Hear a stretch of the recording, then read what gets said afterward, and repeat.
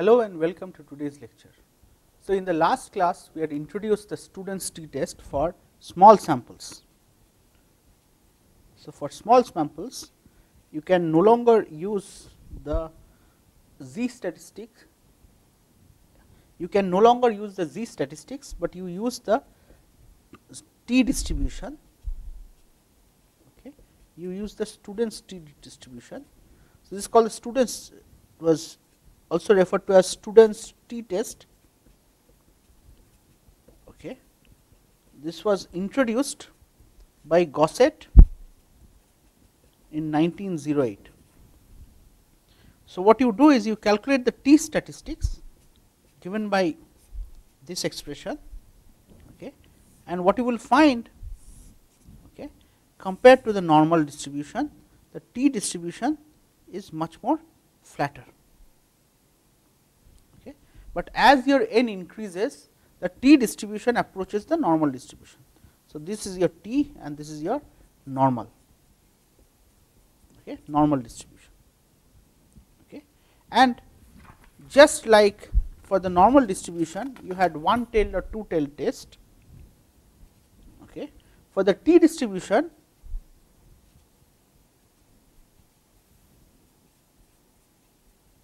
also you have either one-tailed or two-tailed test.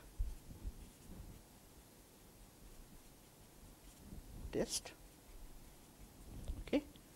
Here, as before, you calculate. So, this is your t of alpha, where alpha is the area under this curve, okay, and your hypothesis is mu equal to mu naught and H A is mu is greater than mu naught. For the two-tailed test, okay, you have two tails. However, please note for the t table, okay, it only gives for the upper half, which means if I want to calculate this alpha, okay, if this is my alpha prime, let us say, okay, I have to set 2 alpha prime equal to alpha.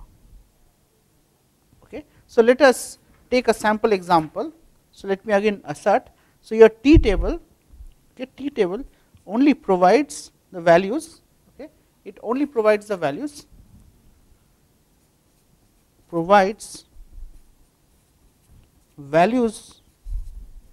of t corresponding to upper tail areas only.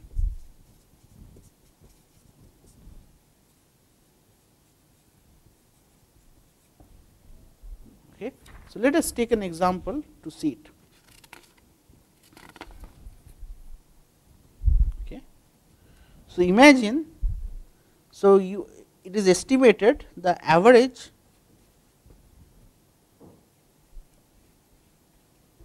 house or family consumes 350 gallons of water per day,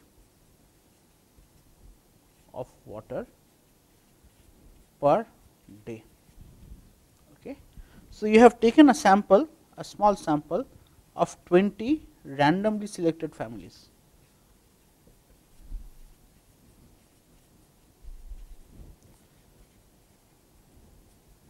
Okay. And for these 20, you have calculated a mean x bar of 353.8 and S of 21.85. Okay. So, the question is, does the data contradict the assumption?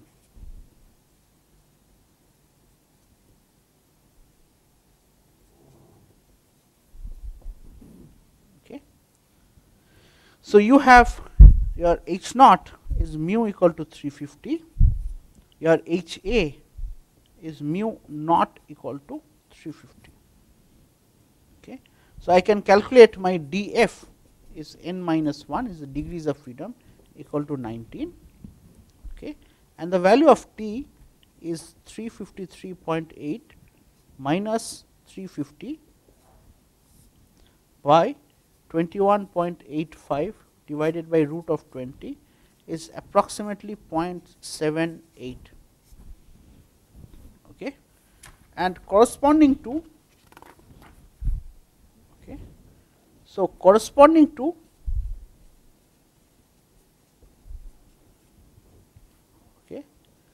df equal to 19 and alpha equal to 0.05.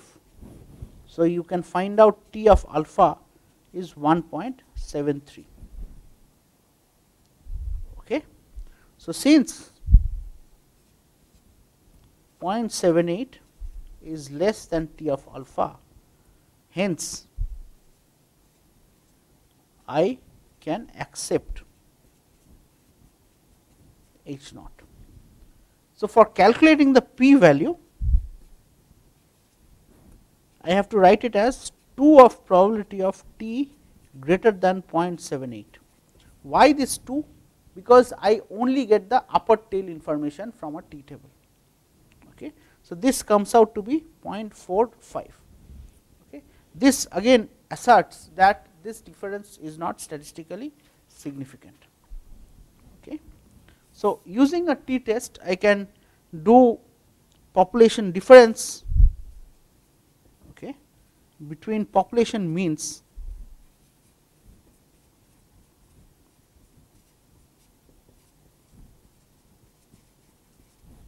okay. So, how do I do it? Okay, you know that I can calculate. So, for large samples,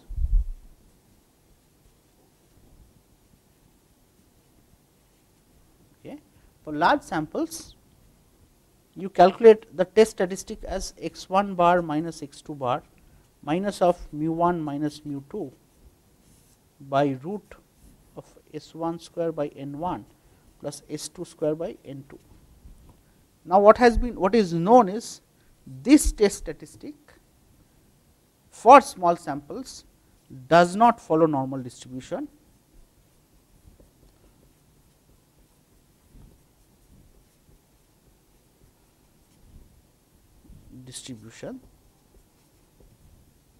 One, and secondly, it does not follow T distribution.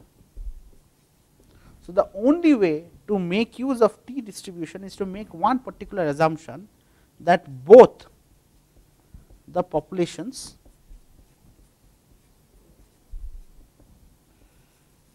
have identical. So, this is the assumption. Assume.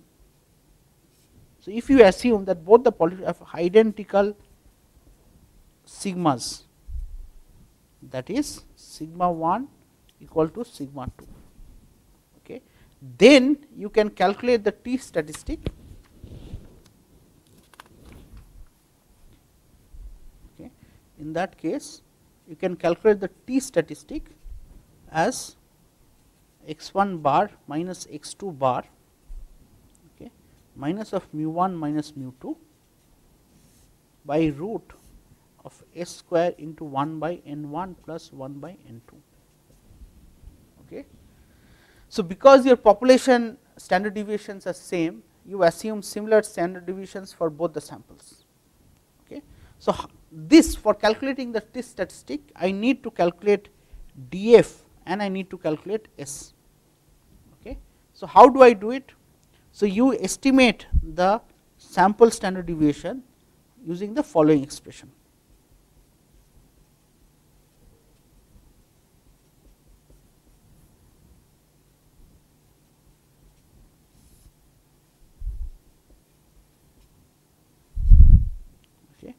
And you set df equal to n1 plus n2 minus 2. Okay. So, n1 minus 1 into s1 square will give you the population, the sample variance, same for the sample variance for this, and then you average it by n1 plus n2 minus 2 to estimate the average sample variance for both the samples. Okay.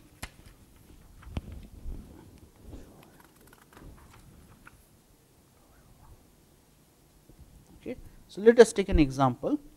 So, imagine, okay, an examiner wants to assess whether students would perform similarly or differently if the exam was online versus if the exam was classroom.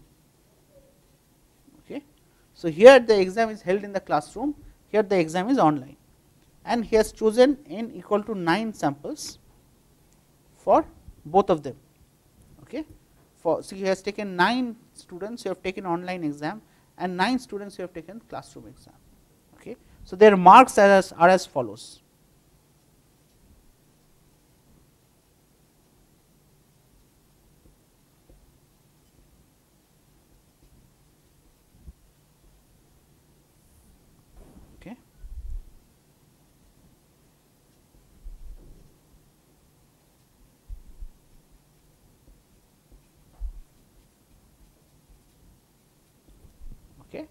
And we want to know whether the performance of students taking the online exam is identical or different than those when they give the classroom exam. So, my null hypothesis is mu1 equal to mu2, and my alternative hypothesis is mu1 let us say greater than mu2. So, we have to what do we assume? We have to assume that populations, that the sampled populations have same variance. So, with this assumption I can calculate. So, for this I can calculate x1 bar as 35.22 and S1 as 4.944. For this population accordingly I can calculate x2 bar as 31.56 and S2 as 4.475. Now, using this expression, you know N1 and N2 both of them are 9 as per this expression. You have calculated S1 and S2. So, you want to calculate S. So, using this expression you will get S square equal to 22.236, and for a significance level of 0.05, for alpha equal to 0.05, you will calculate T of, so S square is 22.236 and T is 1.65. So, this is what you calculate, and for 5%, 0.05% alpha equal to 0.05, you can calculate T of alpha as 1.746. So, what you can clearly see is because this value is less than this value, I cannot reject H naught. So, I cannot reject H naught. So, I need to increase the sample size in order to say anything about whether the performance remains same or it changes.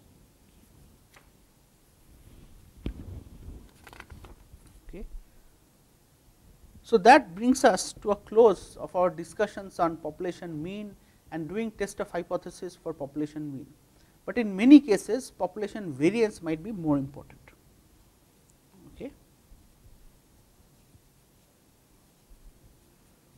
Variance is more important.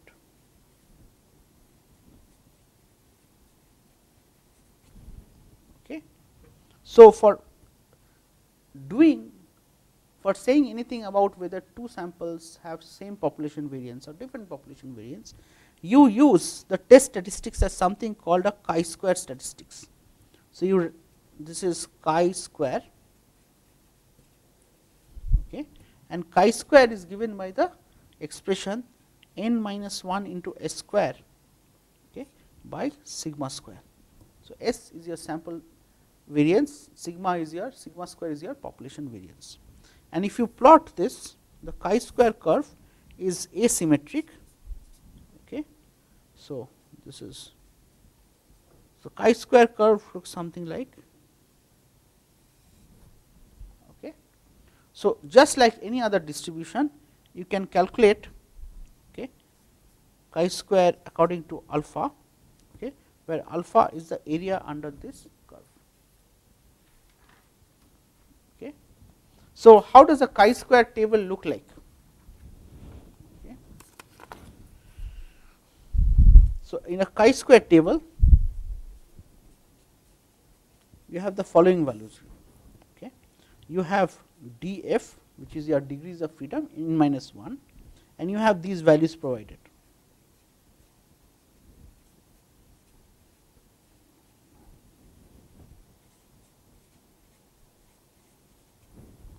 Okay, df. Okay. So, if you want to test your population variance is certain value, so you can have your null hypothesis as sigma square equal to sigma naught square, and you calculate the statistics. Okay. So, your test statistic is chi square equal to n minus 1 into s square by sigma naught square. For a one-tailed test, okay, for a one-tailed test,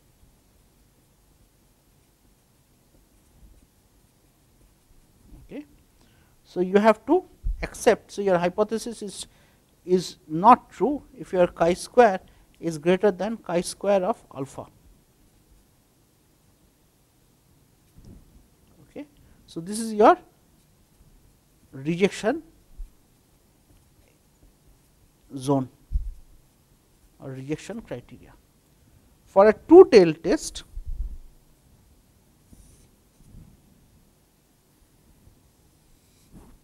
okay, for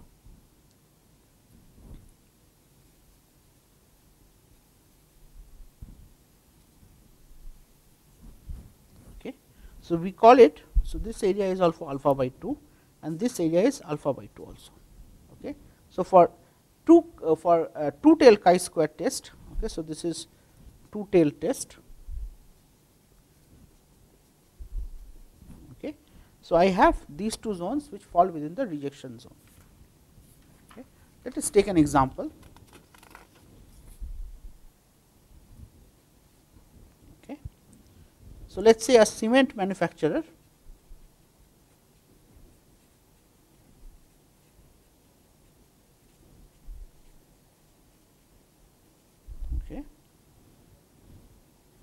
says that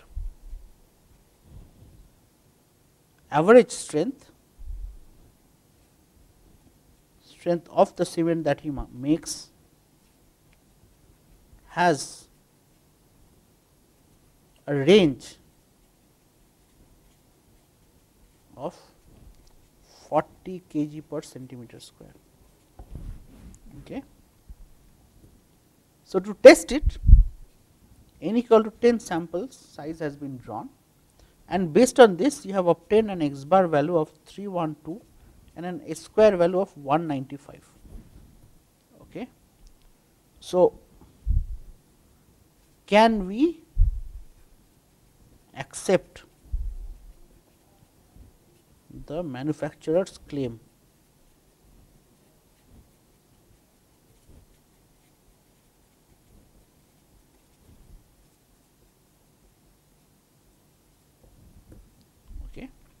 So, what you are given is the range is 40, and you can use the approximation range is approximately equal to 4 times sigma. So, this gives you sigma is equal to 10. So, your null hypothesis is sigma square equal to 100, and your alternate hypothesis is sigma square, let us say, greater than 100. Okay. So, you can calculate the chi-square statistics, which is n minus 1 into s square by sigma square, sigma naught square, okay, which is 1755 by 100, you get a value of 17.55. Now, the chi-square for a degree of freedom of 9, okay, so for df equal to 9 and significance of alpha equal to 0.05, if you look up the table, you get a value of 16.919. Okay. So, what you clearly see is this value, chi-square value, is greater than this threshold. So, this would mean that H naught can be rejected. Okay. Let us take one more example. Okay. So, a student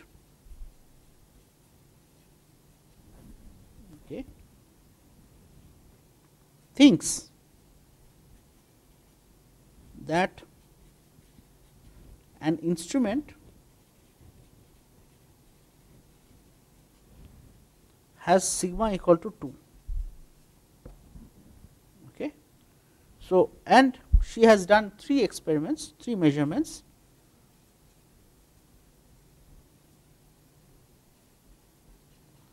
which is led to the values of 4.1, 5.2 and 10.2 respectively. Okay. So, can the students assertion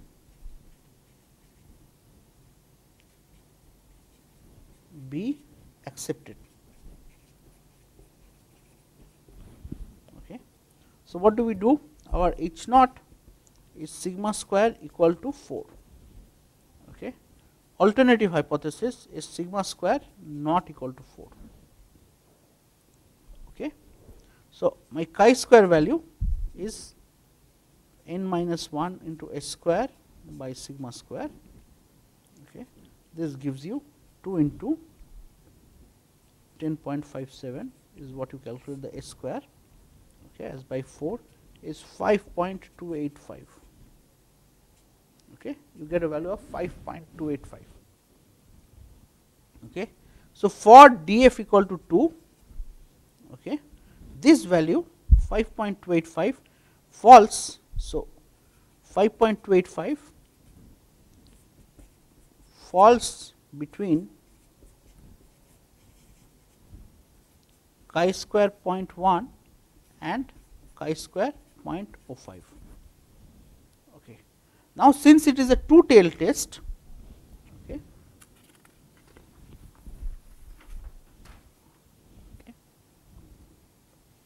now remember, for a two-tail test, so this area is alpha by 2, this area is alpha by 2. Okay. So, chi square 1 minus alpha by 2 and chi square alpha by 2. Okay. So, I can say that this p value that I calculated, okay, that 0.05 less than half of p value, less than 0.1. Why? Because this value falls within pi square of 0.1 and chi square of 0.25, but this range, so this half is only giving you half of the total p value. So, the total p value ranges between 0.1 and 0.2.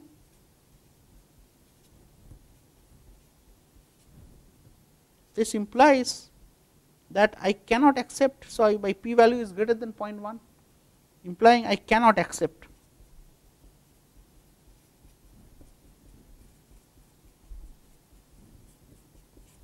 Okay. You can also calculate the 90% confidence interval.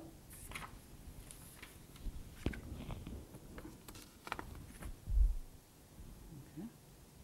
You can calculate the 90% confidence interval.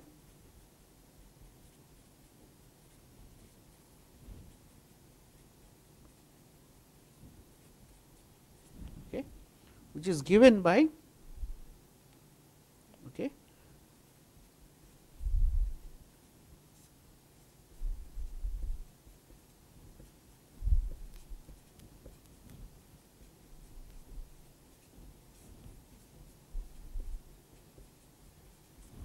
okay. So, for alpha by 2 equal to 0.05, chi square of 1 minus alpha by 2 equal to chi square of 0.95. Okay. So, for alpha by 2 I can have chi square of alpha by 2 as 5.99, okay, and chi square 1 minus half is chi square of 0.95 equal to 0.1. So, this if I plug in the values here, okay, what I get is a range between, okay, you can plug in the values 2 into 10.57 by 5.99 less than sigma square less than 2 into 10.57 by 0.1. This gives me a range 3.53 less than sigma square less than 206.07. Okay.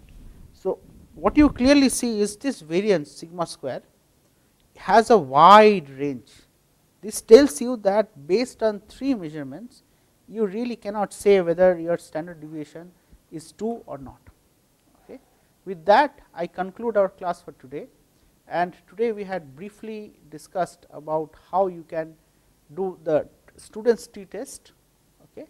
Briefly taken a call on student's t-test using the test statistics t, which we found that for small sample sizes, okay, it deviates from the normal distribution, but for large sample sizes you will get the same result. And then towards the later half, we discussed about how we can calculate chi-square statistics to measure population variance. With that, I thank you for your attention.